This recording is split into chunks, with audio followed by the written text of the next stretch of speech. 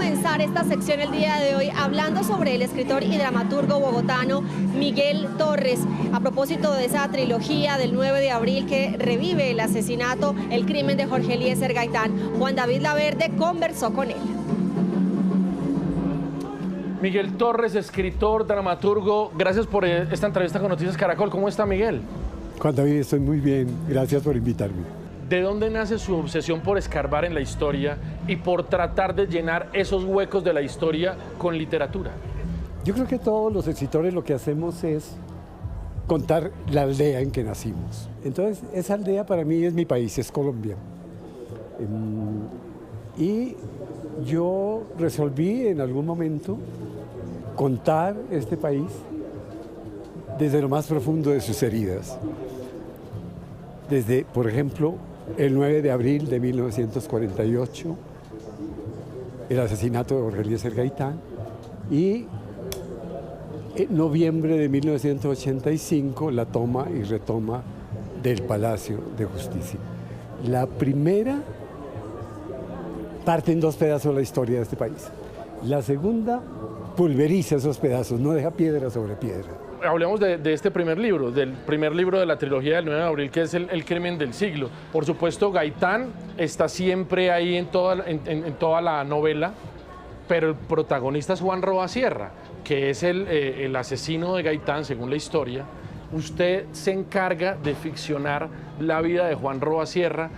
¿Por qué se interesó tanto en ese personaje? Lo que quizás lo acerca a uno más a la literatura o al hecho de emprender la escritura de un libro, en este caso, es Gaitán. Pero empecé a investigar, a leer, a conocer su vida, sus discursos, su vida política.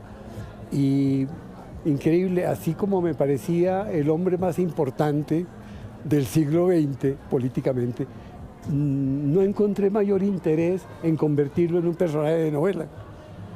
Quizás porque para mí no tenía misterios. Ya estaba todo muy contado sobre Gaitán. Todo.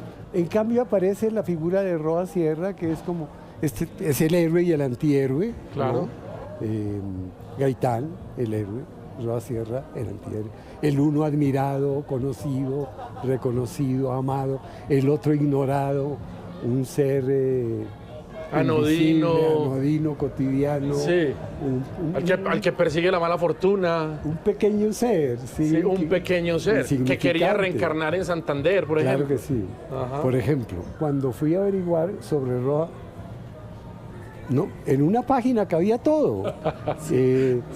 Lo poco que pude averiguar sobre él fueron las declaraciones que dieron los familiares, que naturalmente los llamaron sobre la supuesta base de que Roa Sierra había matado a Gaitán, lo cual nunca se probó realmente. Sí, es un dato que quedó, digamos, fijado en la historia y sobre el que nadie pregunta más. ¿Usted todavía tiene dudas sobre el verdadero asesino de Gaitán? Absolutamente, no. Es decir, es que no, lo único que tenía yo eran dudas, pero ese misterio, ese abismo, esa bruma, fue la que me llevó más a buscar como ese personaje, como la columna vertebral de mi novela. Sí.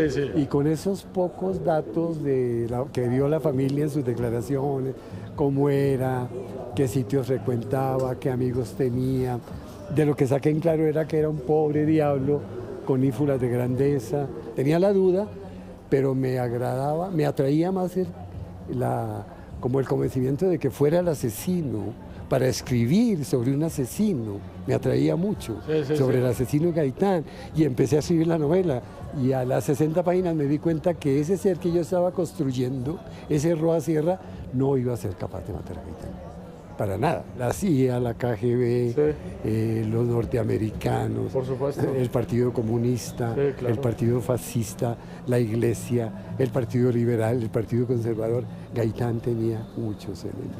Usted, digamos, ha centrado su obra en dos grandes episodios que Ortega nos lo narraba. El 9 de abril, el Bogotazo, y el Holocausto del Palacio de Justicia, que fue un episodio tremendo que casi 40 años después nos sigue lacerando y sobre el cual todavía no conocemos la verdad completa, como con el 9 de abril. ¿Qué otro episodio de Colombia o de la violencia colombiana cree usted que merece una trilogía como la del 9 de abril? Hay un acontecimiento tremendo, que es el exterminio de la Unión Patriótica. Sí, claro, sí, por supuesto. Eso, por ejemplo, merecería 100 trilogías. Ese país merecería muchas más trilogías. Y es realmente alarmante el hecho de que no hay. Hay muy poco material artístico. Lo hay, no lo niego, hay. Pero debía existir mucha más atención de los artistas, de los escritores, mucha más producción alrededor de estos acontecimientos que han herido tanto, este país, que han crucificado tanto este país. Miguel, usted decía en alguna entrevista, la historia de Colombia es como una obra de teatro que se monta cada tanto tiempo, con distintos actores, pero con el mismo libreto. Es la misma historia que va cambiando, pero porque los dueños del poder se van turnando, ¿no? Van heredando el poder, y no repetimos, con el mismo libreto, porque es la misma clase social que quiere detentar siempre el poder. Miguel, muchas gracias por esta entrevista con Noticias Caracol y felicitaciones por este homenaje que merecidamente le hace la Filmo. Pues muchísimas gracias por la invitación, me siento muy homenajeado, muy honrado, estoy muy contento de haber hablado contigo. Muchas gracias Miguel.